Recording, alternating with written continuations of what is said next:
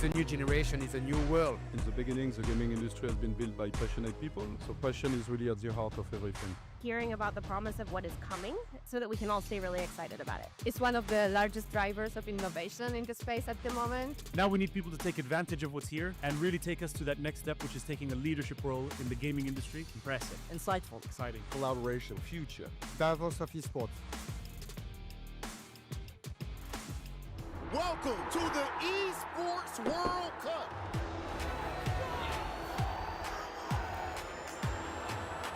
He's got a taste for blood now. The greatest players in the world are here. Cross the line to take victory. The final elimination.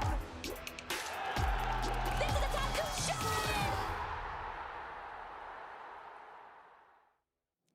Good afternoon, everyone, and welcome to day one of the new global sport conference, NGSC 2025. Yesterday with NGSC Unlocked, we set the stage. Today, we begin the full conference program right here in the heart of Riyadh. If you look around this room, it's alive with energy. It's filled with leaders, innovators, and visionaries who are shaping the future of gaming, esport, and sport. NGSC has become the world's largest forum for leaders across these industries. But it is not just a conference. It's a global gathering point, a place for dialogue, collaboration, and building the future of competitive entertainment. Governments, federations, publishers, clubs, investors, and innovators all come here to define the next era of sport and esports. What makes NGSC unique is its position at the intersection of multiple industries: gaming, esports, and traditional sport, enabling unprecedented collaboration, innovation, and convergence. This year, NGSC has grown bigger than ever. We're proud to welcome more than 1,500 delegates from around the world, including over 500 CEOs and senior leaders, 25 global publishers, and 50 esports clubs. Alongside them, governments, federations, investors, and innovators are all here to exchange ideas, form partnerships, and shape the future. And we've expanded the experience with some exciting new features. The Foundry, our dedicated space for hands-on workshops, and the investor track. The NGSC Studio, home of the NGSC Unlocked, where deeper conversations and candid interviews take place. And an expanded media village, ensuring that the stories, announcements, and partnerships made here resonate with audiences worldwide. The scale reflects the momentum of our industries and the unique role NGSC plays on a global stage. The official theme of NGSC 2025 is the next game, building the future of gaming, esports, and sports. This theme captures the accelerating convergence between competitive gaming and global sport, and emphasizes how innovation, investment, and collaboration across industries are shaping what comes next. Sports is evolving, reshaped by new technologies, new audiences, and new forms of competition. Esports, one of the grassroots movement, is now a global industry influencing how we think about fandom, competition, and community. NGSC 2025 highlights how these industries learn from one another, showing how lessons from sports, gaming, and technology can combine to create the next generation of entertainment experiences. Over the next 2 days, you'll hear from some of the most influential voices in the world. Global publishers redefining entertainment, esports leaders building lasting organizations, investors and policymakers shaping ecosystems, and athletes and creators inspiring the next generation. Day one focuses on innovation, leadership, and building the future of competitive entertainment. Day two will shift toward policy, investment, and long-term growth strategies, connecting esports and sport with global institutions. Across both days, you'll see industries converging, unlocking new opportunities, and driving innovation together. And today, NGSC Unlocked takes the spotlight from the studio. These are dynamic focus sessions that bring together global leaders to share candid insights. The gaming empire builders featuring Maria Radin, Kartik Paharbakara, and Bruce Stein in conversations with me, exploring the strategies, investments, and leadership philosophies behind today's most influential gaming ventures. Designing the Fight, Mastering the Strategy with Katsushiro Harada, Michael Murray, and Magnus Carlsen, looking at how legacy, IP, and emerging indie talents are shaping the next generation of gaming. NGSC Unlocked isn't just about panels, it's about unlocking ideas ideas that inspire collaboration across these converging industries. So, as we begin day one, I invite you to not just listen, but to engage, build partnerships, challenge assumptions, imagine what's next. This is a rare moment, leaders from every corner of the ecosystem together in one place. By bringing together sport, esports, and gaming under the banner of NGSC 2025 and under the theme, The Next Game, we can leverage the best of each industry to shape a truly integrated global future. Together, let's use NGSC to shape the future of sport, gaming, and esports on a global scale. Let's get started.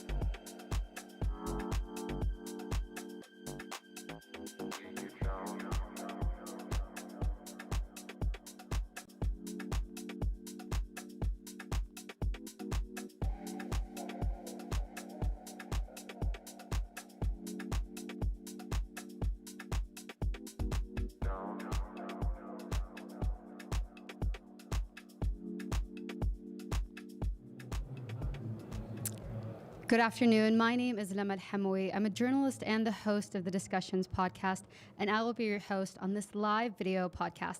It is the first live look at what's happening on the ground at the new Global Sport Conference. Building an empire in gaming takes vision, investment, and the ability to scale at pace. Today, we're joined by three leaders who have done just that. Maria Redden of Modern Times Group, Kartik Prabhakara, did I say it closely? Perfect. of Arim & Co., and Bruce Stein of Axiomatic Gaming and Juno Capital.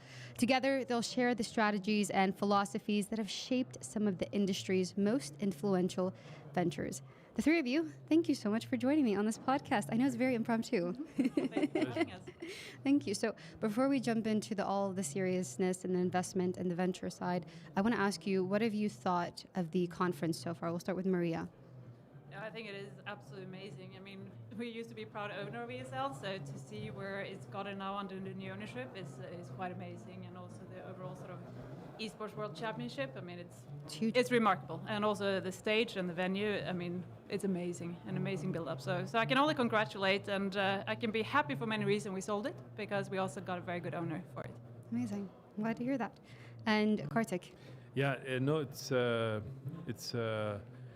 always great to see the diversity of people and how influential many people are here. So, but yet it's the setup is such that it's still intimate. You could still make those conversations, connections.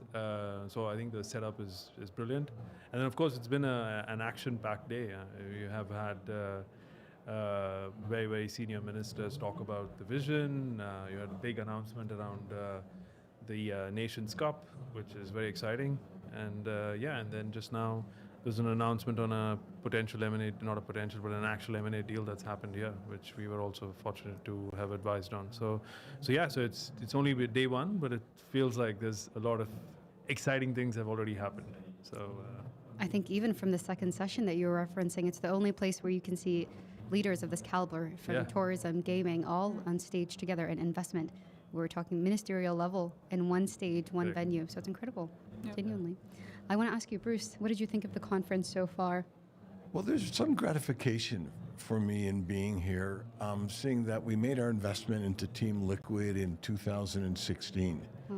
And then it was an audience globally of, say, 250 million people, which at the time I thought, wow, that's almost the size of the United States, and yet it's hiding in plain sight. People don't know about it.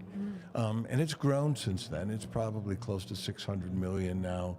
And yet it's still, I think, misunderstood for, how big an audience and global an audience it is. And there's very few endeavors that are able to address a global audience from the start. It isn't exporting a sport, it's native to the globe.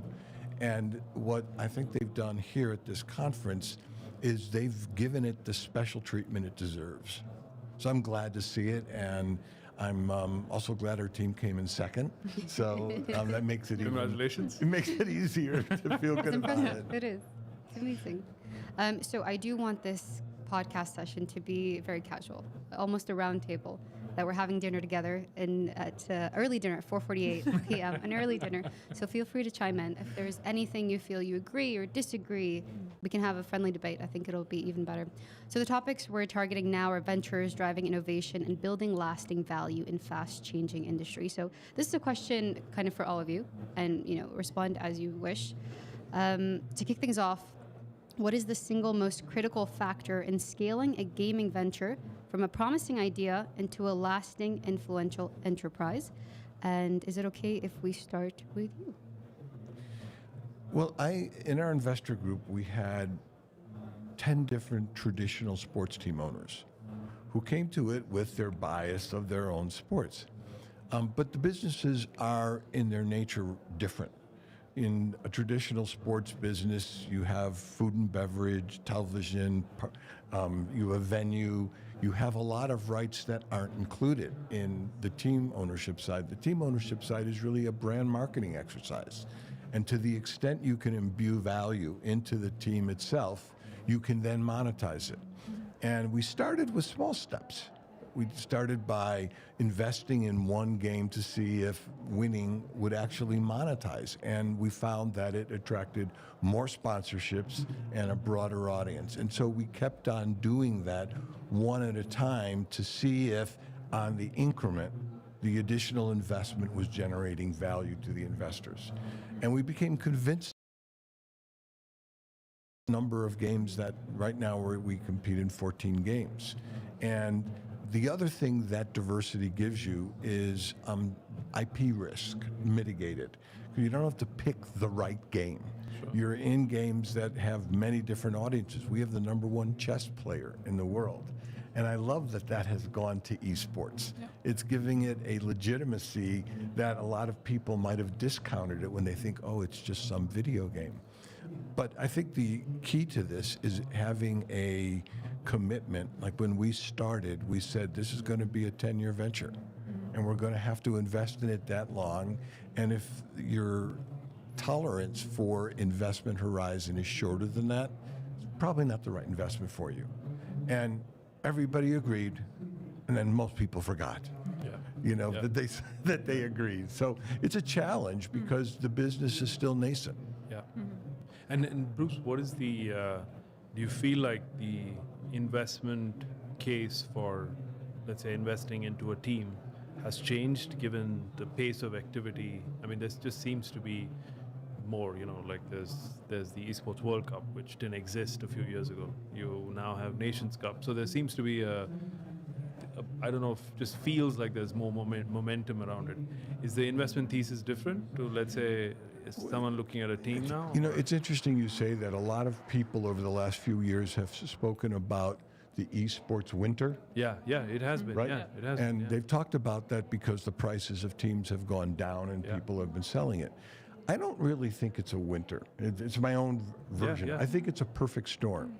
And the perfect storm was that from 2016, let's say when we bought, to 2021, it was like musical chairs. Everybody was trying to get a team. Derek Jeter got a team. Shaquille O'Neal got a team. Every time you picked up, any kind of periodical, you found somebody else getting a team, right? So the prices went way up. Ours went 10x. But then when COVID hit, a lot of the traditional sports team owners who also owned other teams had threats to their mainstay businesses, which were multi-billion-dollar franchises. And so their tolerance for additional investment in esports, I think, grew a little thinner because they were having to sustain multi-billion-dollar basketball franchises and baseball franchises because there was no one in the stands and they had no event business. So all of a sudden people were shedding teams. And whenever you have more than a couple of sellers, what happens? The price erodes. So I think that was the perfect storm. And now what I think you're seeing is a lot more value being built into the underlying, let's just say, ethos of the team. And that, I think, is going to support it, and I think we have longer-term investors in it.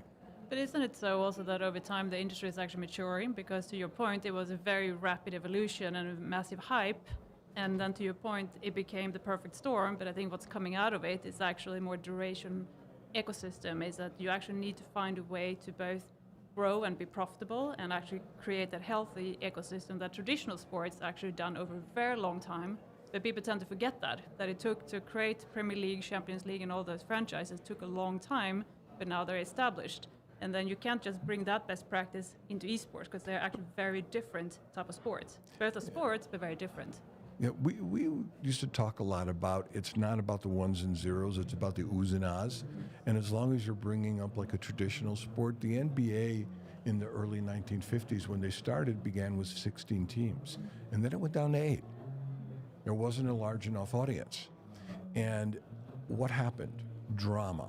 Drama in players that began to attract players. So there was Wilt Chamberlain with a 100-point game. There was Dr. J. Then there was the competition between Larry Bird and Magic Johnson. Then Michael Jordan. And that brings in so many different audiences that esports has yet to get.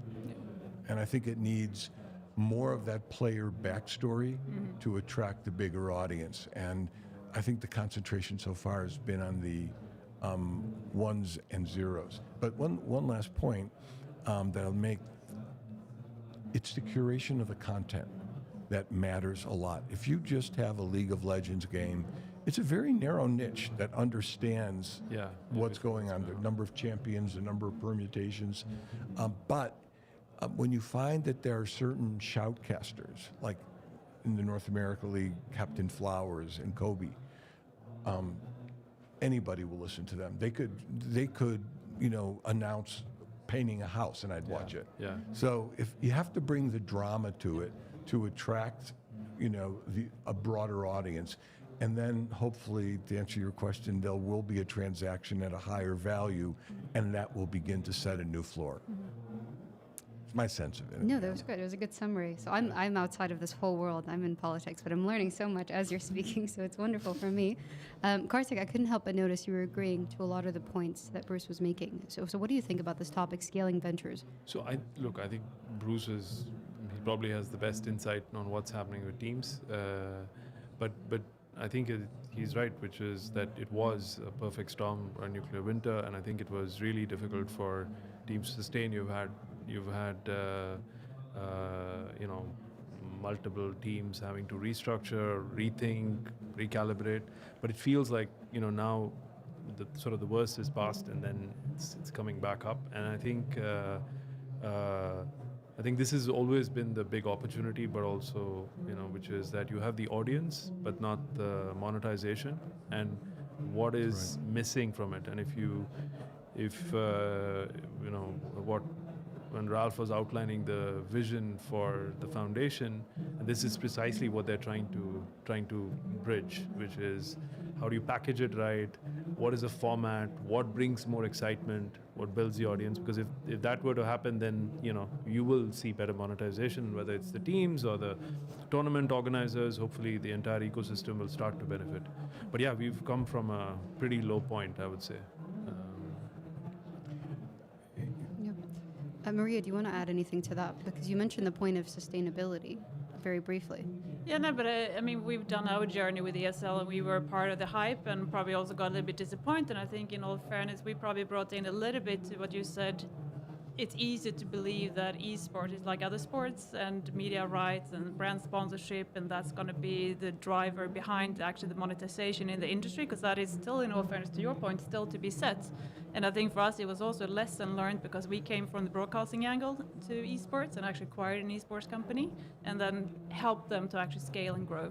So I think for us it was a journey of learning, and I think that it did become the perfect storm. And I think as we're coming out of this, it's about actually shaping that new universe. And I think with the Savvy Gaming supporting sort of EFG, I think that you actually, to your point, have the foundation to have the 10-year horizon that very few actually have the luxury to have, to actually bring through the audience and also drive that characters, because you need that. Esport and gaming in general is so community driven. You need to have those connecting dots and the people that actually drive the engagement to it, and it's always about relevance. And I think esport is super relevant, but you need to get into the front door a little bit more on a broader audience. And I think that's what you're seeing here. I think with the Nations League, I think again that's a testament to make sure it brings it always on the front door and not a little bit on the backstage. And that's a journey that's going to take years, and you need that long-term commitment. And one thing you said that resonated with me in the answer that I gave you before about the perfect storm is foundation. If I were looking at an industry and the foundation was weak, then I might have a different attitude about its future. But in the case of video gaming and esports, if you have 3 billion people on the planet, the audience is there. What's been missing, in my opinion, is lackluster imagination in the broadcast and attachment you've gotten new audience to. And if you try to just do it the same way other sports have, I don't think you've embraced what is the unique difference. Because here's something we know that's true. Of those 600 million that are esports and 3 billion that are games, they're not watching traditional media. They're not watching traditional sports. They're 35 years old. They have high incomes. They're mostly married. Okay, so you have the ideal demographic from a consumer packaged goods standpoint, yet we haven't found a way to monetize that. But I believe the foundation, in terms of a consumer base, is still very strong. No, fair point. No, that was always our thesis when we went into that initiative, both in esports and gaming, because we were in the traditional broadcast, and we said, how do we remain relevant? Well, this is the audience you actually want to connect with and engage with. I want to ask on the topic, because I come, broadcast journalism background. I come from, mainstream media, mainstream journalism. How do you make esports mainstream in the sporting world? And then in terms of duration, how long do you think it'll take? Well, I think everybody would have a different answer, but the point that I made before is what I would go back to, which is you have to curate the talent, to curate the broadcast so that it appeals to the audience. It's incumbent on the game producers and on the publishers to be able to put in place people who can announce a game so that if you don't understand it, you'll be attracted to it. Just look at what happened. A good example is football. There used to be something called a sports widow, which was wives who lost their husbands on Sundays because they went to football. This is, let's say, the 70s. Then Pat Summerall and John Madden came around, and they started not talking about X's and O's, but oof, he's got mud in his mask. And I saw that guy eating a turkey beforehand, and it brought story to it. It wasn't just about the play. It brought story to the players. You broadened the audience almost to the point that they had to start a weekday version of a football game. So I think it's incumbent on publishers, team owners to be able to find content that it brings in a broader audience if you're going to monetize it. That connects with viewers, that connects with people. Yeah.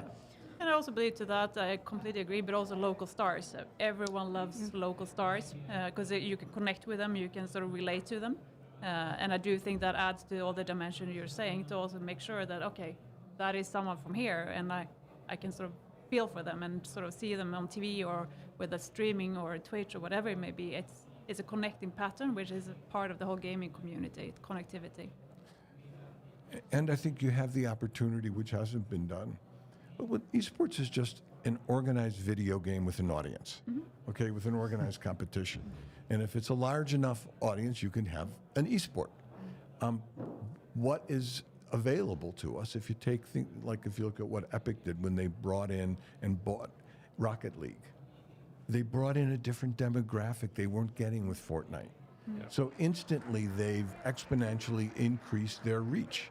And this is a business about reach. So if you can bring in that audience to new audiences so that we know that 45% of the gamers are women. Yet there aren't that many games that are targeting women in an organized, competitive way. Sure. So, and the reason is obvious. The developers want to go for the whales, the people who are spending the most and are doing it the most. But I think it overlooks the opportunity in other demographics. Yeah. But I think back to your point, obviously in terms of the games and the content itself, now that's of course evolved a lot, right? It is about whales, but also I think if you just look at mobile, for example, that's broadened the reach of what gaming is. Now, all of them may not be competitive games that are suitable for like viewership, but that has been the case of starting with a narrow audience, but then truly like expanding, and that's been the tailwind for content and studios and so on. But maybe that's what you're saying, which is that, okay, if you can broaden the appeal on esports, then it may see a similar trajectory because it becomes relevant viewership, and hence there's value, and then you can capture the brand spend accordingly. So I mean, you can argue to one degree, in my world, esports is just an addition of a competitive angle to gaming. Yeah. It just adds one more dimension to it, but it's a very sort of community-driven angle. And I think some of the more casual games, you tend up to maybe have a social angle on it. Yeah. You have a chat next to it or something. It may not be competitive instead. Yeah. But it serves the same purpose almost, except that you won't be on the stage here. So I want to talk about risks. So when scaling ventures, I know e-gaming, esports is still fairly new, and there's a long way to go. When scaling gaming ventures or gaming companies, what are the risks that we need to look at in the next 5 to 10 years? Are there any that stand out to you? I think maybe we have to look at almost, because even though it's gaming, I mean, each one has a different dynamic. I think Bruce covered very well what is required from an esports perspective. Obviously, we'll have to maybe address mobile separately, maybe people building PC console studios differently, because each one follows a slightly different trend and what is required for something to succeed. So I don't know, maybe Maria, maybe you should start with mobile and then we can build on it. No, absolutely. And I think that esports is very different scaling compared to mobile gaming. I've not tried both. I think as I used to be a former CFO, I do find the mobile gaming scaling much easier because it's the most numbers-driven game. I usually say mobile gaming is a perfect marriage between creativity on one hand, which is the game creation, versus actually number KPIs, which is the monetization of it. So I would say it is a highly mathematical game because we would love to scale games as fast as we possibly can, as long as the return on investment is sound, which means that for every dollar we invest in marketing, which is actually on mobile gaming side the biggest investment we do, that we are going to get more than X% more than $1 back, we're happy to scale. But I think if you lift the perspective, I always find that, I think you said it as well, it's all about focus. You need to have a long-term vision of what you want to do and why you're scaling, and what does good scaling look like, whether that is on esports or in our end now mobile gaming. Yes, there's a financial profile to mobile gaming that is quite simple to tick, to understand, can we scale this game, can we not scale this game, how many development team do we want? But you still need to have the focus on in which direction are we going, and where it is based on our strategy, what are the milestones for us to deliver it. And I think the more clear you are on that, whether that is on a 3, 5, 10-year horizon, you can actually scale much faster, much more comfortable as well, because you know that you're doing in the red line that you paved in your strategy. Do you have anything to comment on that, Vivek? Yeah, so I think so maybe slightly different dimension. So scaling a venture, if it was someone were to start operating in, let's say, building a mobile game today, obviously back to what Maria said, you need to have the creativity in terms of a game concept, but it's always incremental innovation. So you're not, if somebody's used to, let's say, a match 3, you're not going to try and reinvent the whole thing. The question is, how do you build on it such that it becomes interesting for a segment of the audience or brings a different appeal to it, right? So it's from a game perspective, creativity is involved in coming up with what is that incremental thing that is still different from what's out in the market, but still there's a level of familiarity, so people don't go through this massive learning curve, right? So that's important when you design that way. But equally, the team needs to also have the ability to, because you're spending $1 and scaling is marketing, you acquire users spend, or you monetize through ads, and then that builds the business incrementally. So having a team with that competence is important. And then in today's market, when you look at the trends of what happens with like the top 10 apps or top 100 apps, there's a greater degree of concentration. So some of the established titles tend to be quite sticky. So every new game is fighting for an incremental attention span of the user. So what is really valuable is once you get to a certain scale, the revenue is a lot stickier than people believe, because the game delivers profits, cash flow for much longer. But to get to that, you need the discipline to say, okay, if I'm getting a certain return on my investment and it's playing out and it's profitable, then you will have windows to scale the game. And that has to be done properly, because let's say you spend $1, you acquire a user, and you generate $2 over the next 2 years, that's a profitable customer acquisition. But since this is happening real time, you don't always get that. You end up, let's say, with the situation where it's starting to look like you're just going to make that $1 back, then that's not prudent scaling. So within gaming, success has to be coupled with success will be driven by, can you spend marketing dollars, and can you keep improving your game such that your monetization improves over time, and that you're disciplined about when that payback is on your marketing dollar. So I think that is going to be the key for most new studios that are coming up. And then of course there have been, fortunately, there has been even within, let's say, mobile gaming specifically, there's been a pullback in terms of the venture financing that's available for this. So you may be, particularly compared to, let's say, the market 2-3 years ago versus now, you tend to find fewer avenues to raise large amounts of capital. But there has been innovation, things like, you can raise cohort financing. Or we've also seen interesting situations where studios have got to a certain scale, and then they know that they need the right marketing muscle and the dollars and the balance sheet. And there have been transactions where they have, sold to a larger company like an MTG, and Maria can talk about her experiences there. And then the larger company brings that capability to, or the balance sheet strength to actually scale that game. So I think it's a competitive market today in terms of being able to scale, but we are seeing more and more success stories of that happening, and I think that that will continue to be an interesting avenue for new ventures in this space.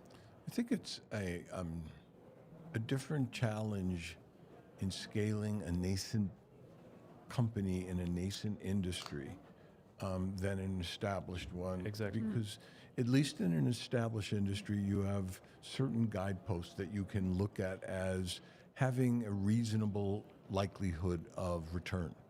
So when I was in a public company, and we were promotional like toys, the analysts would look at us and say, what's your return on invested capital? Because that says to us, should we put our money in you, or should we go somewhere else? It's a reasonable metric. But in a team, it was very tough to measure that. Totally. And so when we originally acquired Liquid, it was doing about $2 million in revenue. Now it's doing north of 50. And I think we accomplished that by doing a couple things. Part of what you said, the incremental growth we made sure we had. We had to make sure we had enough funding to keep the lights on, right? But if you don't spend some portion of your day looking at a initiative that will change your trajectory, then a year from now, you're likely going to be in the same circumstance. only marginally better.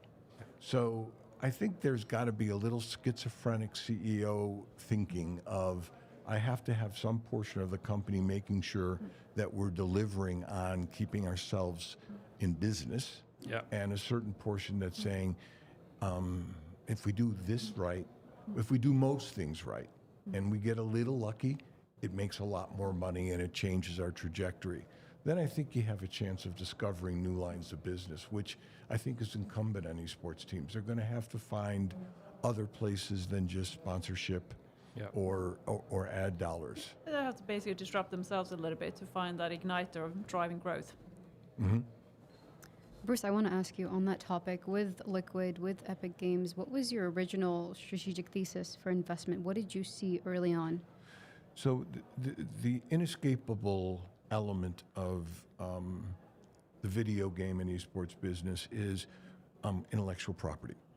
And nobody has a golden gun. Or if they say they do, run. Because they're just making more of their successes and forgetting about their failures. So when we looked at investing in, say, Epic Games and Niantic Games and even Dapper, we had two decisions. One, they had a title that was doing very well and going to sustain their growth. So the lights stayed on. But secondarily, they had a proprietary underlying engine. In the case of Epic, it was an Unreal engine. In the case of Niantic, it was the Real World engine that said they can navigate title risk and mitigate the cost because they have this internal DNA for running the game. And if you're going to be in the business of taking those shots on intellectual property, hopefully you have an edge to mitigate the risk. And having those two ways to possibly, have the company grow on commercializing IP gave us more comfort about investing. Because the first one, since it was already strong, showed us they could do it. And with the underlying technology, it showed us they had the potential to do more if they do it right. So those were kind of the simple strategies of it. I really was not attracted to games based on a single title. I was in the toy business, and one year I had Ghostbusters, and we could charge whatever we wanted. I made a living making kids think they totally need stuff that they must have stuff they totally don't need. But then 1 year later, whatever it is, for whatever reason, it had worn out, and free isn't cheap enough then. So you have to run in a toy company a portfolio of properties, and the same thing is true in a video game company. So what you want to hope for is to see some DNA in the company that allows them to mitigate that title risk. That was motivation for us. I don't know if it's the right one, but it was what we used. No, but I can recognize a lot of that because, in the 5 companies, 6 now companies we bought, it's all about having strong evergreens or IP as a foundation, but also believing that the team can replicate their success, and ideally having also more than one IP in the portfolio when you buy them. But I think you said it as well. I think what even I learned throughout my sort of 5 to 10 years, depending on how you count it, with the gaming companies, is the longevity actually of IPs are so much longer, even on the mobile space. You tend to believe that the mobile games actually fade out much faster, but you said it also, the IP concentration, when you look at the top titles, is much, much stronger. And we can analyze cohorts 5-10 years back, and we see the consistency in the pattern, which also gives us much more comfort when we invest, because you invest, yes, on what you see in the game and what you see in the team, but you also invest in the cohorts and the analysis on back of the cohorts, i.e. the customers that is playing the game, because that gives you also comfort in the trajectory ahead. And I think what has changed, in the industry over the last 5 years yes, there are also new successes of new games coming to the market. That is fundamentally much more difficult, and actually the time you spend to invest in your existing games, your bread and butter, which has an audience and has a passionate community, has increased tenfolded. I think it's the golden rule of, when does diversification start becoming important? I think if you're let's say a smaller company, and let's say you have a single game, I think the risk, so if you believe that there is, back to the point about measuring, you can spend an incremental dollar and grow that game versus, let's say, experimenting and scaling a second game, you should do the first option because it's a lower risk, but you can extract the maximum value from it.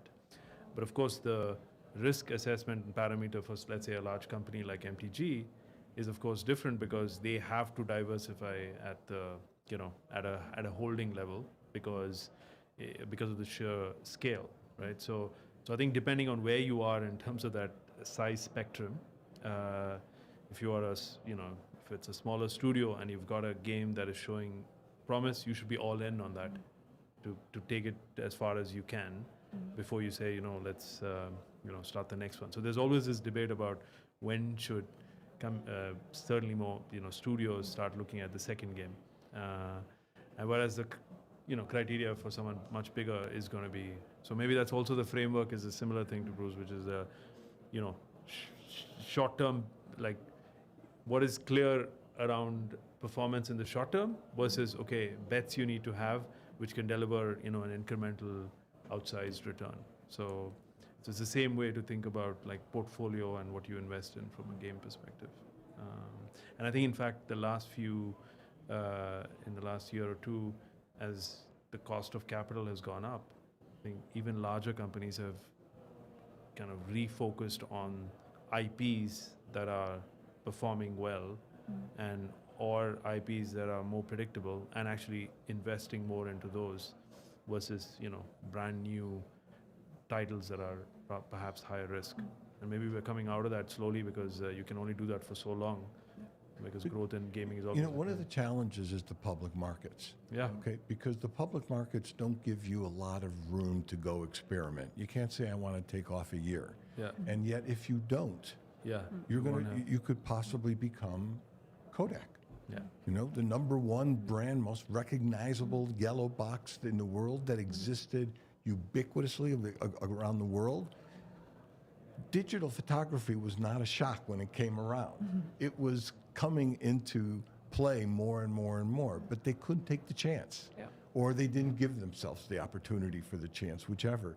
So it's almost like if you don't innovate, and you have something that isn't a staple, say toilet paper, you risk that if you don't do that invention, that investment in innovation, that you will atrophy. And sometimes that happens in an instant. Yeah. No, I think look, it is a tough balancing act because obviously investing takes time for that to show results. But then if you're if you have to put out the right numbers, you also so there's that balancing act. It's almost like your short term is dependent on what you do with your current portfolio, right? And then the long term success hinges on the new stuff, and because that's the only way to grow in gaming anyway, as it is in most other things, but in gaming more so, right? But it's also two very different skill sets. You can argue to run live ops for a strong number one sort of title or franchise versus having a small agile team creating something that's going to break through in a very crowded market. And I think that is, as you becoming a more scale company, I think to be able to foster both cultures and have them running next to each other is both very charming but also challenging. But anyway, that's fortunately also what drives our business, which is where we advise on M&A, is that once companies are able to build up games which are successful, then there will be a natural home because there will be somebody who's looking to add that next growth engine or lever into their mix. So. But sometimes M&A becomes a risky panacea. Like they think it's going to fix their current ills for lack of growth. Yet, I mean, the number of successful M&As as a percentage of the total is 50% maybe? In gaming, it's high. What?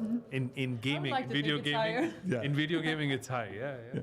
Video gaming, but see, if you have, there's a lot of things from a managerial standpoint that are required for successful M&A that are not necessarily the things that are what a new leader in a new video game company, comes by. I mean, integrating skills, being able to, realize cost assumptions and find savings. Yeah. And that stage of development takes, I think, sometimes a different vision than the guy who had a game idea. Yeah. But I also do believe what is important, if you actually are going to engage in M&A, I think it's really important you stay true to your strategy and what you're looking for and why, and not get carried away, because it's really fun to do M&A.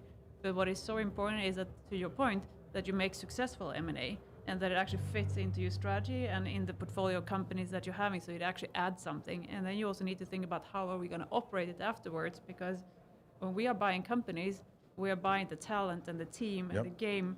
We are never going to run the game from Skeppsbron in Sweden, then we are in trouble. But our job is to set the framework around it and the infrastructure to help this team that we just bought to be as successful as it possibly can be. And then we also need to make sure that team is what they want, because if that's not what they want, if they're halfway out of the door, there is another buyer that is better than us, and then you need to also stay disciplined and actually walk away from that deal. And I think that's also hard sometimes, but that's where you need to be super disciplined. Yeah, and I think in video gaming, the deals we've advised on like 80 odd transactions recently, but what we tend to see is that there's this fine balance of you have to allow the company that you've acquired to operate with their DNA, because that is what goes into the creative juices and the dynamics and so on. And then whilst any company that's acquiring them has a much broader toolkit, much broader set of capabilities, which you kind of believe that you can bring into it, but that has to be paced out in such a way that it doesn't distract that team, and it happens in a gradual. Yeah. So it is this game of patience of you want to put pressure, but also be patient about it. And I think, and by and large, I think that's been the formulation of maintaining this. Unlike, let's say, many other sectors where, let's say, in other pockets of tech where you are putting sales teams together, so your almost reason to do M&A is to extract those synergies. Here it comes with, and anytime you try and overdo that, usually it ends up being, the rate of success comes down quite. So what do you think about an acquisition where the rationale, like AOL Time Warner, was seemingly brilliant? Ubiquitous distribution of content, reduction of a major cost factor in film distribution through AOL, and an IP source. Yet it arguably is one of the worst acquisitions in the history of business. What do you think goes wrong there? So I think, look, in general, it's always easy to do things on Excel, right? And also from a framework perspective, the strategy can be right, but you can get execution wrong. Right. And because it's such a delicate balance of all of these, the financial factors that have to make sense, but then it turns into what happens to the teams and the people, because it's sort of, in some ways it's top down of what you can achieve, but then the execution is bottom up, right? So all teams have to align, and who's running this, how are they perceived, someone else running it. So I think it's the execution where many things can go wrong, because by and large, most people running companies, it's not like they're all smart, they know what it is, and they also understand the risks, but then it takes a certain different kind of DNA, because it's a slow, painful thing. Maybe Maria can talk through that, but it always feels like, on paper you can realize these things, but it's probably 2 years of hard work to get there, and a lot of painful decisions incrementally to do that. Versus, let's say, it may have been a painful thing to get the deal done, but it's a finite end goal. Yeah, that's the seemingly easy part. And it's always, that's why, the cultural fit, alignment between, the management team that is part of the team that's getting acquired, alignment on all of that is actually, it sounds very generic, but actually I think that makes or breaks these transactions. I usually say that the first physical meeting between whichever company you're looking to buy is the most important one, because that's when you look each other in the eyes and trying to figure out what's important for you and what's important for me, and does those things match up? Because at the end of the day, it's people, and you want to form a partnership if you're buying someone. Sure enough, we are the buyer, but we still want to form a partnership because we want that company to be successful.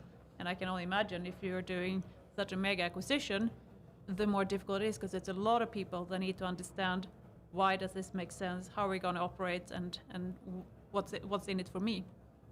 And I think that is really important to also communicate. Yeah, and I think the other, which has been one of the pleasures of working in the creative industry or advising on these deals in the creative industry is, most teams have this spark of genius, but also there are certain things that they very strongly believe in, and that may or may not be a fit into another organization. It could cause a lot of friction. And it's especially true in creative organizations because it's subject to someone's interpretation, and its beauty is in the eye of the beholder.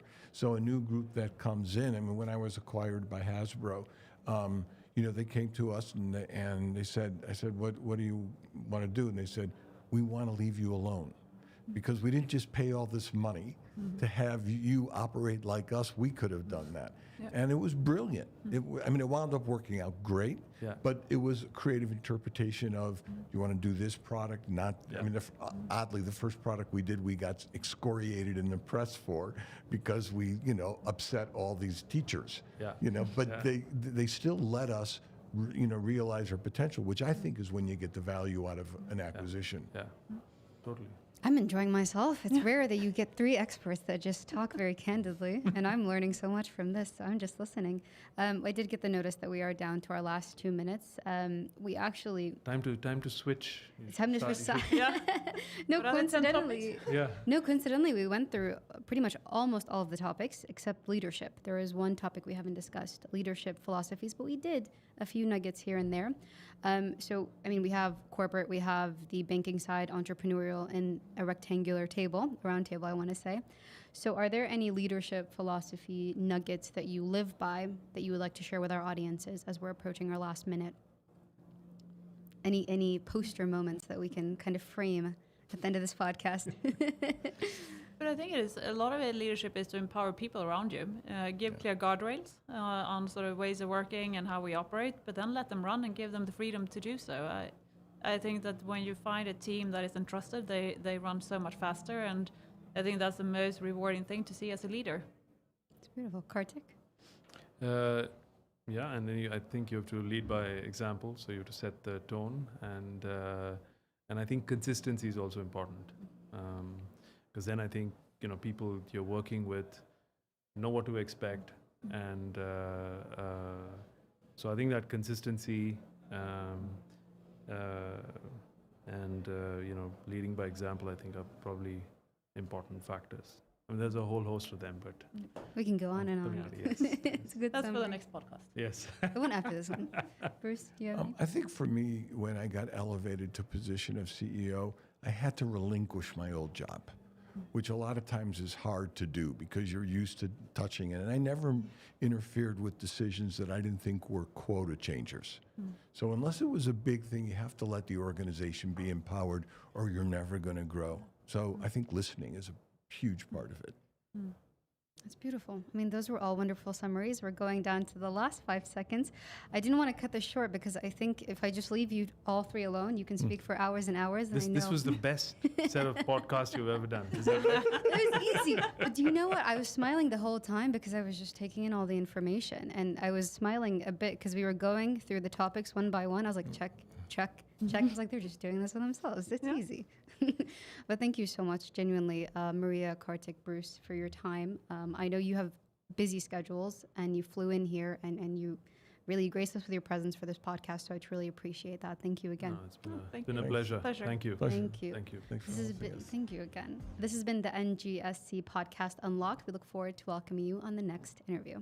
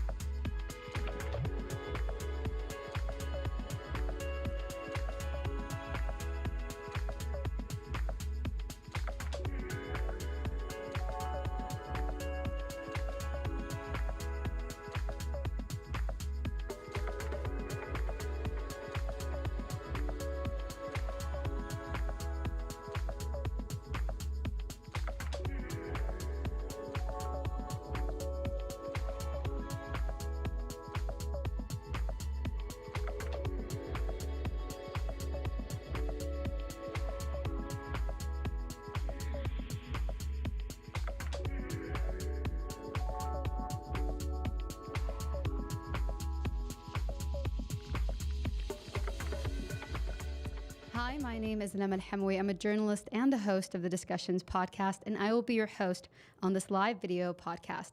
It's the first live look at what's happening on the ground at the new Global Sport Conference. Now, this session unites three very unique individuals. What we're looking at is perspectives on competition and strategy. So we have Katsuhiro Harada. Yeah. Yes, he's the visionary behind Tekken, and he explores how to design the fight itself, mechanics, balance, and the never-ending evolution of the game. Next, we have Michael Murray. Michael is from the Esports World Cup Foundation and brings the perspective of scale, building the global stage where players, fans, and formats converge. Next, we have Magnus Carlsen, a chess grandmaster and the innovator. He embodies the mastery of strategy, demonstrating how centuries-old competition adapts to the digital and esports platform. Together, they will explore what it means to design master the showcase competition in ways that competitive players and audiences alike. Gentlemen, thank you so much. May I make a correction? Unless Esports World Cup gave me a job. Michael, that's not your title. That's not your title. Do you know what it is? We had an issue with the teleprompter. It was going 0-0 pace. So I read off my script. Michael, I'm so sorry. I gave you a new title. Thank you. Please correct me, Michael. I have you as a different title. Yes, so I'm on the same Tekken project with Katsuhiro Harada. Yeah. So you're the producer of Bandai Namco Entertainment. I'll correct that. And you're working alongside Harada. Yeah, for the past 25 years now. So it's been quite some time. Yeah. Amazing. Good. I just gave you a new title at Esports. So congratulations on the unofficial job. I've been promoted. No, we just had some slight issues, but this is what happens live. You roll with the punches. So I want to ask you, within the conference, what have you experienced so far? What did you think of it? We'll start with you. コンファレンスについて、どんな印象とか。そうですね。2年目だっけ？確か俺ら来たのは 2回だもんね。2年目なんですけど、もう e スポーツワールドカップ自身もそうですし、こういうカンファレンスのゲーム8とかその前にそうね、もう演出からその規模からもういきなり世界トップレベルになってるんで、それは普通10年ぐらいかけてね、アメリカとか大きくするんですけど、いきなりこうトップレベルになってるのはすごいなと思います。So I think this is, we were here last year as well, but we've been to Saudi Arabia quite often. But it was just impressive to see the scale at which the whole conference, as well as the Esports World Cup, started off just right from the start. Very high level presentation, and all of the people who have been called as guests, etc. Everything is just right off the bat been very impressive. Amazing. And then I want to ask you more specifically, Michael, what have you thought of the conference? I thought it was great because we get to see. I'm often kind of in a bubble in Japan, right, dealing with the esports ecosystem there, first on the Tekken World Tour, but I also help out with the Japan Esports Union, which does the esports there on an NOC kind of level. So I've met a lot of the people I've met here before in other circumstances. So it's good to see them again and see that oftentimes they've kind of changed companies or are in different roles. For example, Mike Milanoff now, I used to know him from the Liquid days, and now I see he's with the Federation. So, yeah, it's good to see that, and just to see the level of resources is being pulled into the Esports World Cup from Saudi Arabia is just on par with the biggest tournaments I've ever seen worldwide. And Magnus, I know you're still new to the conference. You haven't had quite a bit of chance to explore, but walking in, what did you think so far of this year's conference? Well, I was here last year. I participated on a panel and attended a few others, and it was very interesting for sure. And I think this year I haven't been able to see much, honestly, apart from fragments of one panel. But it's noticeably, I think, bigger and even more impressive than last year. And I'll be, I think, more involved tomorrow, both attending and watching panels. So it will be interesting. Amazing. And I know a lot of people are looking forward to seeing you in the panel. So you'll kind of have to fight people off. It'll be interesting. Michael and Harada, I want to ask you, so strategy versus spectacle. How do you create games that really balance, the watchability for both and the playability for both the players and the audiences? How do you find that middle ground? そのゲームの戦略のバランスと、視聴者から見ての凄さとか面白さどうやってバランスしているのか、まあ、まさにね、鉄拳7ぐらいからやってるもんね。ね。そうですね。ちょっと難しいのは、我々のビデオゲームっていうのは、例えば彼のチェスみたいな、こう、例えば100年でも200年でもずっと遊んでられるっていうものではないんですね。ビデオゲームは必ず、そのライフタイム、寿命があって、まあ、どんなに長くても格闘ゲームって昔はもう本当1年とか2年、で最近はそのもう5年以上遊べるようなものにはなっているんですけど、やっぱその短い寿命の中で、プレイしている人だけじゃなくてこうストリーミングを見てこう興奮する人とか、あとは会場で選手とプレイヤーが一体感を持たなきゃいけない瞬間を作る、つまり超スーパースローみたいなことをやって急にゲームの中のタイムラインが変わるみたいなことを実現することで、でもそれって本当はプレイしてる人にとっては駆け引きの時間が変わっちゃうので、あんまりたくさん入れるとプレイの邪魔になる。だけど見てる人とやってる人間もこれどっちが当たるんだってどっちも同じ気持ちになれるっていう意味では重要なので、ちょっとだけ入れるみたいな、このバランス感覚はどっちかっていうと今まではなかったんですけど、近年ストリーミングの時代になって1対9とか8対2ぐらいの割合で入るようにはなってきましたね。Believe it or not, actually, I remember all the stuff that he was saying. But he was just mentioning that, fighting games, it used to be back in the day when we first started making them, unlike chess, which the rules have been consistent for many, many years, and even from now on probably won't change that much, right? Fighting games, we had a new one every 1 or 2 years. So basically, the rules are, roughly the same, but the mechanics and everything can change quite a bit. More recently, the games are more on a life cycle of maybe 5 years or so. Because it's constantly changing, the rules themselves change.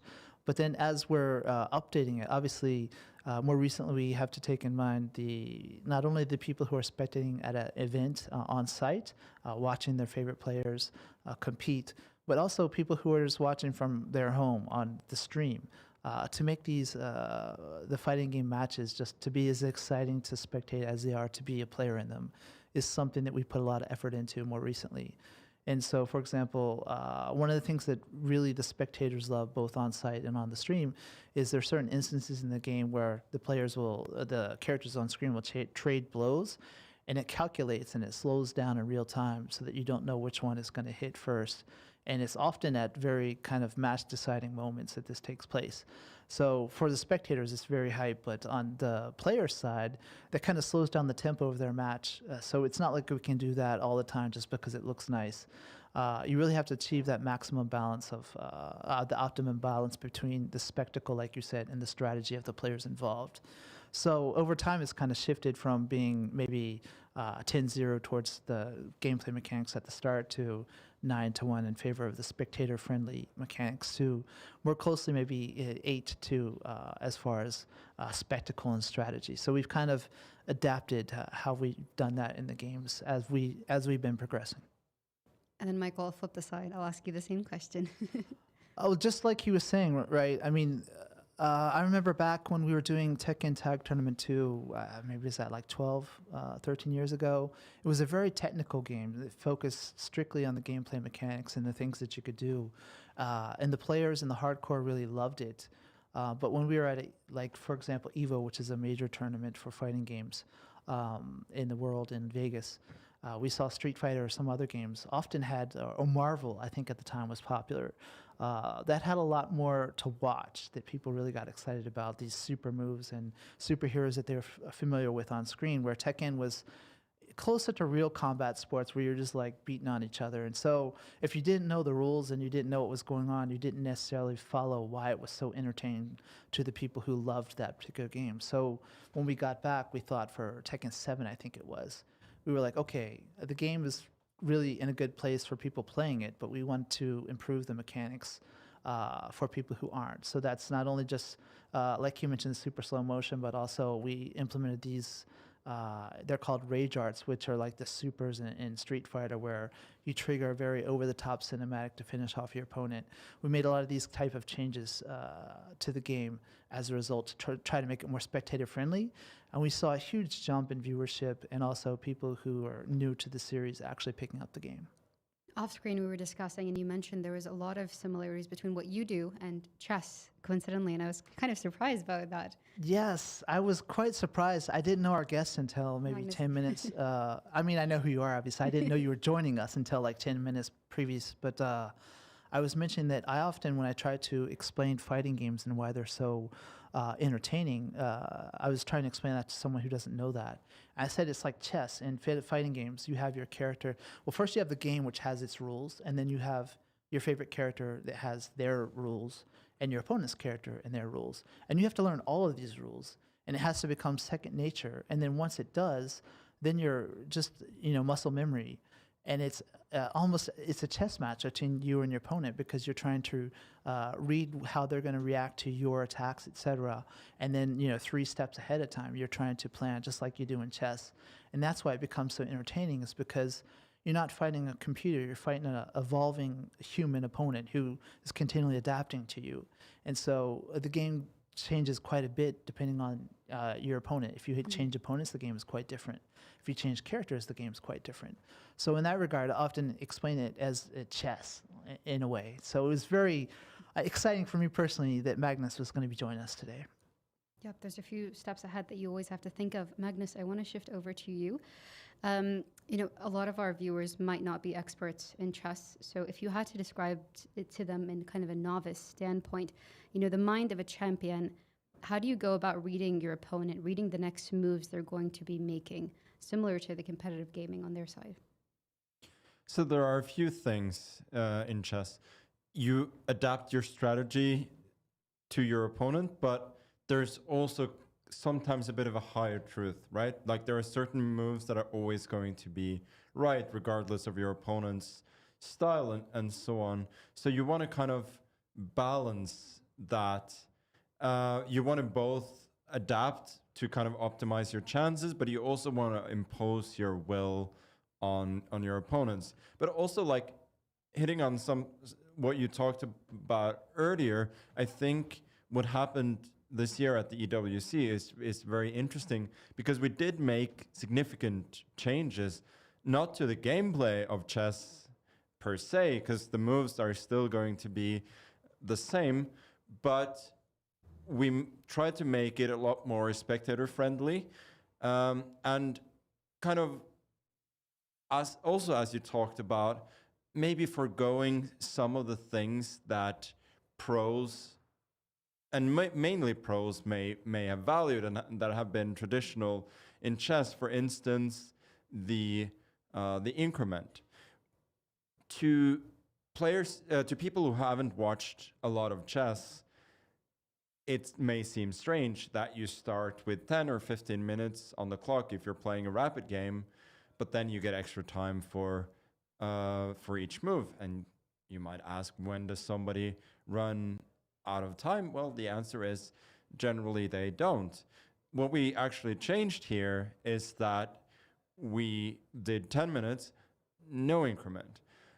And this is kind of how chess used to be played in the past, but it's become so ingrained in tournaments, especially when you're playing over the board and not on a computer screen, that you need increment to avoid crazy finishes where pieces are flying, and it's more about it becomes random. It's more about who can move the fastest. There's a bit of this as well here, but at least it's on a screen, so it's less messy. And it's also the Esports World Cup, so having some kind of fast twitched muscles to move pieces quickly and accurately towards the end, it's not unreasonable that was a thing. And we could see that immediately, that a lot of people who didn't necessarily follow chess, they knew that even games that were otherwise quite dull, there was always this factor. Well, the game may be dull, but one person has 5 minutes, the other one has 2. And normally you would think that the game would go towards a draw, but here can the person with 2 minutes actually make enough games? And it seemed to me that some players, they were skeptical towards these changes at first, and as the event progressed, they kind of let go of that a little bit and embraced crowds being a bit louder. Maybe even sometimes they may influence the gameplay a little bit, which is not ideal. But at the very least, that's the same for everybody. But we embraced the chaos of no increment. We embraced the spectators and so on. And I think it became a great event, and it became an esports event. It's not chess at the Esports World Cup. It was an actual esport while we're here. So I'm also very, very excited for that we've actually gone from 10 to 0 gameplay and more towards being spectator friendly for a somewhat bigger audience. Can I go back to one point that you said? You said that the crowds might affect the gameplay in EWC. Can you clarify on that point? How so? So the thing is that chess events, they're normally quite very stringent about fair play, and this is a good thing, but it also restricts what you can do in terms of fan participation quite severely. And players also have been a little bit skeptical about wearing big headphones, some people don't like the white noise and so on. And what we did here was that the players had headphones and earplugs with white noise and music playing at any time, but you can still have some sort of eye contact with the audience, and you can see if they're applauding. And I could tell at some point that I'd made a blunder because I was playing a falcon and people were cheering in the crowd, and it's not like I didn't notice that I had blundered, and on the off chance that my opponent didn't notice that, he may have gotten a tip there. But I really like that he would have got that regardless. So most of the time it's not going to matter.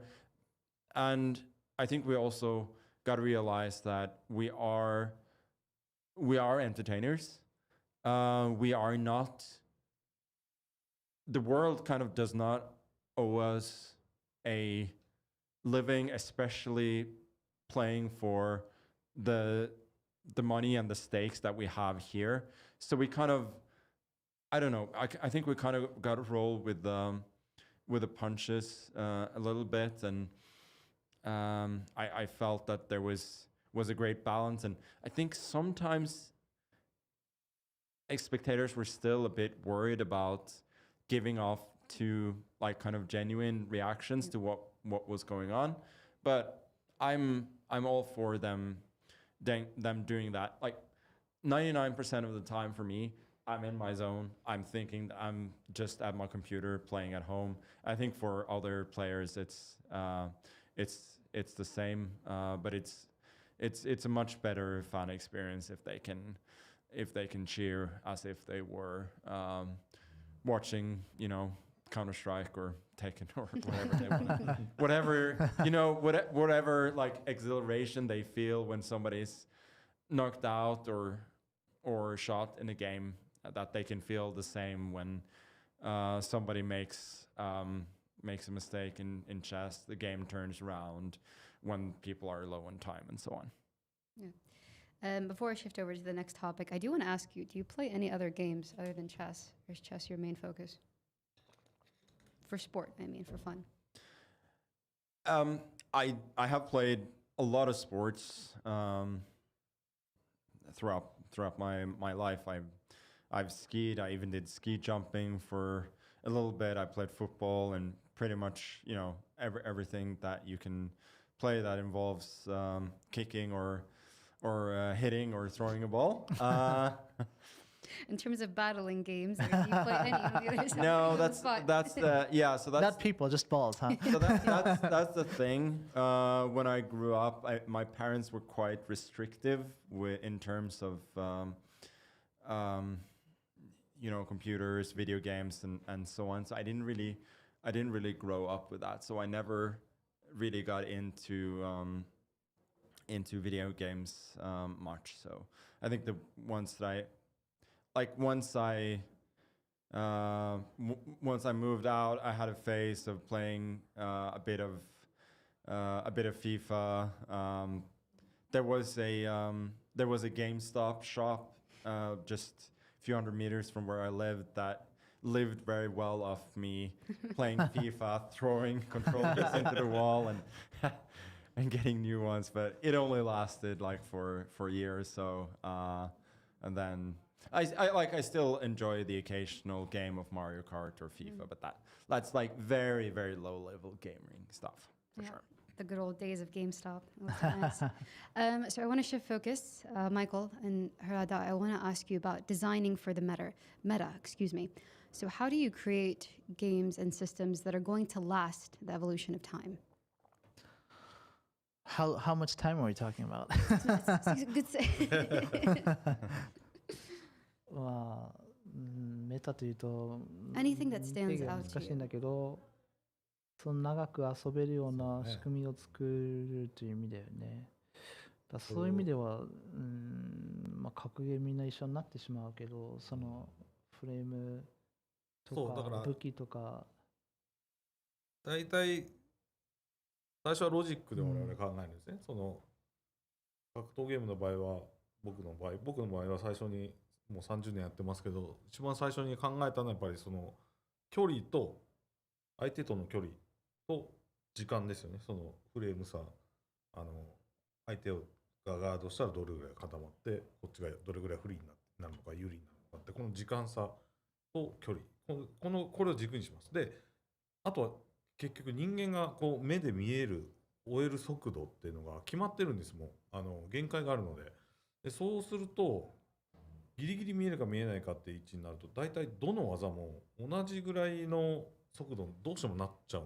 でその理論で作っちゃうと、これ不思議なことに完璧なゲームができるように見えるんですけど、面白くないんですよ。で、面白くないので、一旦その理論で全部作った後に、自分たちでプレイした後に自分たちの理論を崩すものを入れるんです。でその崩すものって何かっていうと、例えばちょっと強い技だったり、もしくはなんかこうフェイント気味にこう来ると思ったら絶対来ない違う技になってしまうとかで、それで思わず食らっちゃうとか、もしくは駆け引きとは直接関係ないこう挑発的な、ちょっと相手をバカにするようなキャラクターがバカにするようなポーズを取るとか、そういう、通常の駆け引きの理論とは違うものを入れて崩すことで、その面白くもう長く遊べる要素が決まってくるっていうふうに僕らは思ってるので、理論で勝負だけを決めるためのストイックなゲームは作れるんですけど、作るとこれ不思議と納得はできるけど面白くないです。納得できるゲームなんですけど面白くないっていうのがポイントで、今度は面白いけど納得できないになっていくんですよ。どんどんゲームって面白いけど納得いかないですよ。なんか僕のせいで負けた気がしない。なんだろう、このゲームが悪いから俺が負けたんじゃないかって思う。でそれっちが強くなると今度はそれはそれでダメなんですけど、ここのバランスだよね、難しいのが。ある程度納得できるけど、ある程度運も良かったし、ある程度そのゲームの面白さに助けられてるみたいなところを見つけるってことをずっとやってるって感じですね。それが時代によって変わるって感じ。So he's saying that he's been doing this for 30 years, right? So the way it starts this is hard to explain this kind of concept about a hardcore fighting game to just average people who have no knowledge about it, but it's basically taking you have many characters, right? And that when you're trying to decide the moves that you use for that character and against one player against the opponent, it all comes down to frames, which is segments of time, right? So an animation, it could be 10 frames. That's just determining how long it takes to come out, how long it's effective. When he punches me and I block, how long that I'm stuck in a block state until I can move and then counterattack him. So these are called frames in fighting game, but it's just segments of time. So using that to dictate a character's techniques And you start off with them all being pretty much the same for each character, because if the move is too long a time frame, it's very easy to foresee and to kind of see what your opponent's trying to do. But if it's too quickly that you can't react, it's just guessing what your opponent is going to do. So there's kind of a sweet spot on just roughly being able to, at the last moment, see and react and block or counterattack.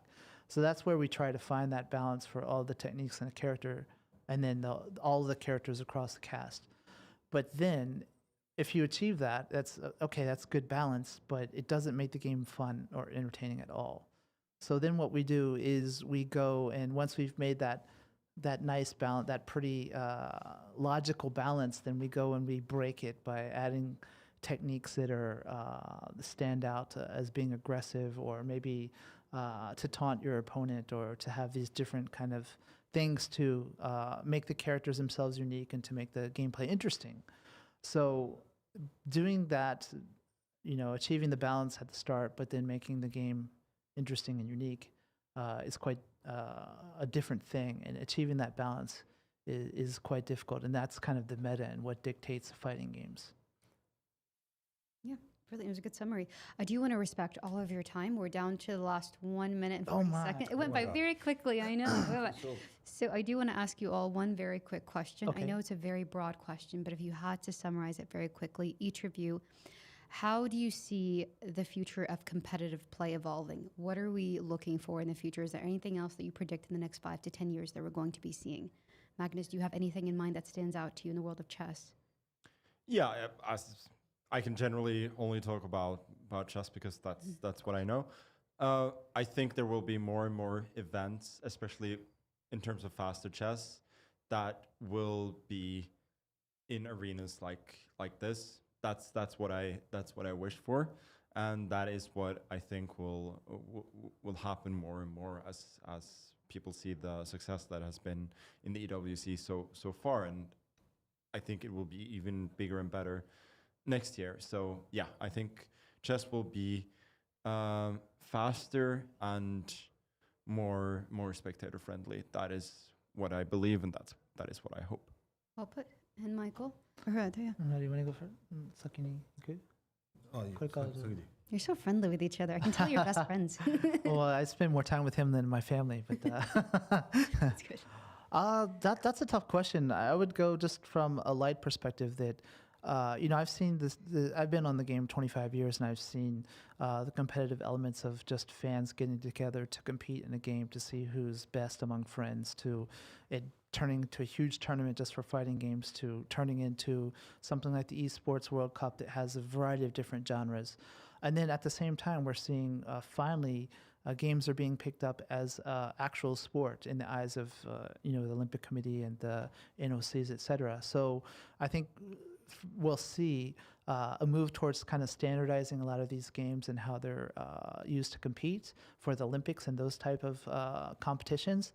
But then how do we also keep the same format of, just the more casual fans getting together because they enjoy the game and not really caring about being the representative of their country or whatever. They just want to beat their friends and talk trash to them, et cetera. So I think there's going to be a split in those two, but they're all going to be esports.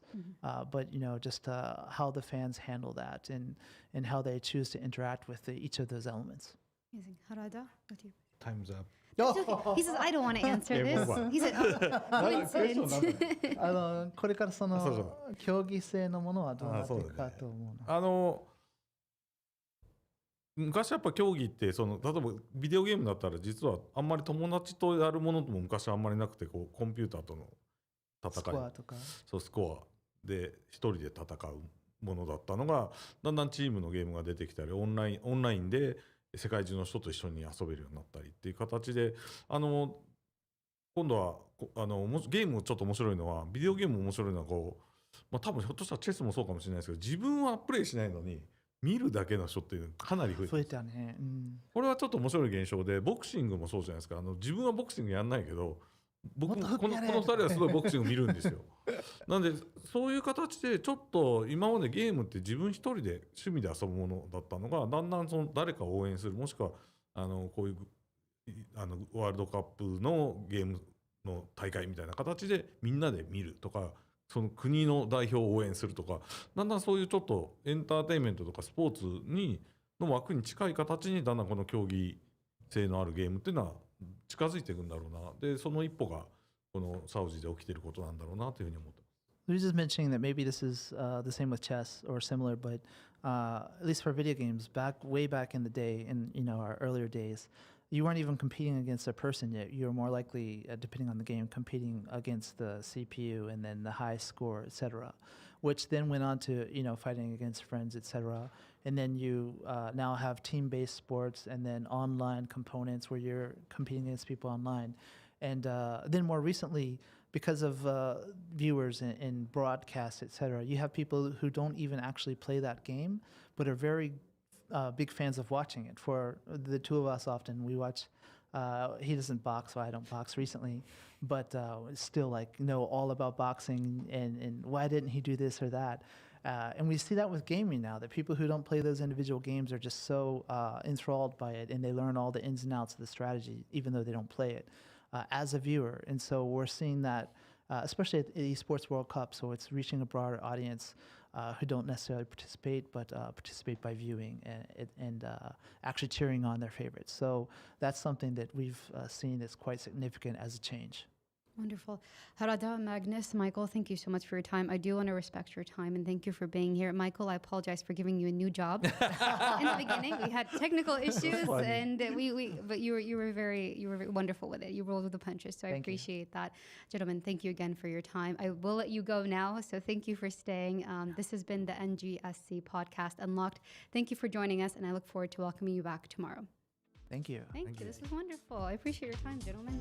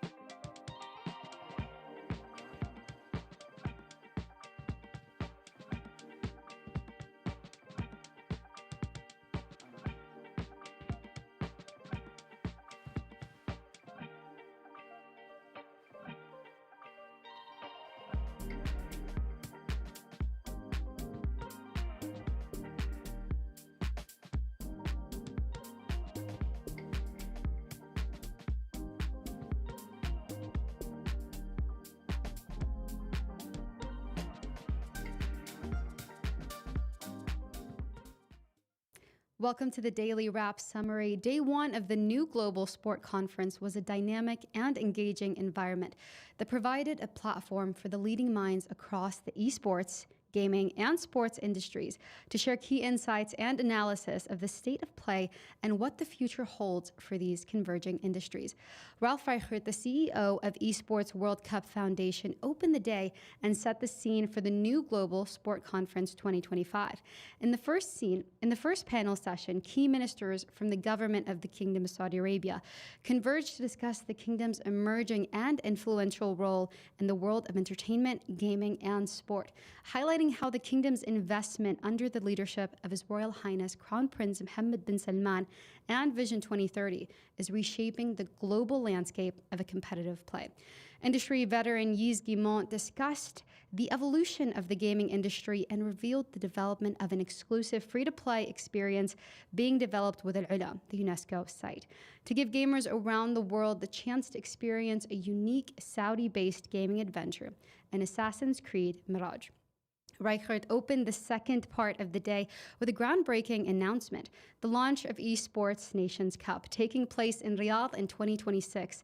The tournament is the first of its kind nation-based esports competition that is unrivaled in scale and ambition, fostering national pride to elevate the esports industry and provide a new, competitive platform for gamers to unite and make history for their nations.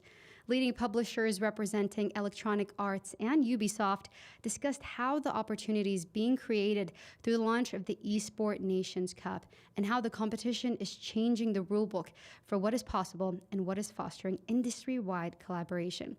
The emergence of the esports' first wide-scale and nation-based competition will invigorate the industry and provide new experiences for fans eager to engage with competitive gaming and cheer on their countries from around the globe.